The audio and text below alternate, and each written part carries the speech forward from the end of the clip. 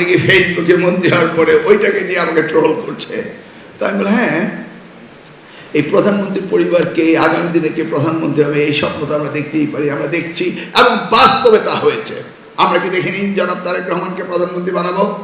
আমরা কি বাস্তবে তা দেখিনি? আল্লাহ কি তা কবুল করেনি?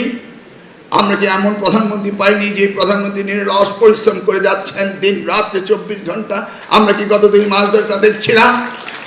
সেই স্বপ্ন তো আমি দেখতেই পারি, আমি দেখবই, এবং ইনশাল্লাহ আল্লাহ যদি কবুল করেন সেটাও বেঁচে থাকলে দেখব। আইনমন্ত্রী কতটা ব্যস্ত, সেই জন্য আমি বসেছিলাম এই শুক্রবার রাত্রে, অধ্যাদেশ পাস করার পরে ডিনার হলো। তা আমি ভাবলাম যে আজকে এই প্রথম আমরা সংসদে যাব এবং গিয়ে উনাকে এই 32,500 শিক্ষক সুপ্রিম কোর্ট থেকে আমাদের রায় এনে দেওয়া।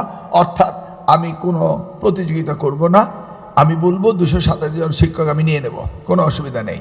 আমি 32,500 শিক্ষক পাচ্ছি হেডমাস্টার। এই 32,500 শিক্ষককে যখনই আমি হেডমাস্টার পোস্টিং দেবো, সাথে সাথে আমার 32,500 নতুন শিক্ষক নিয়োগের প্রয়োজন, নাকি?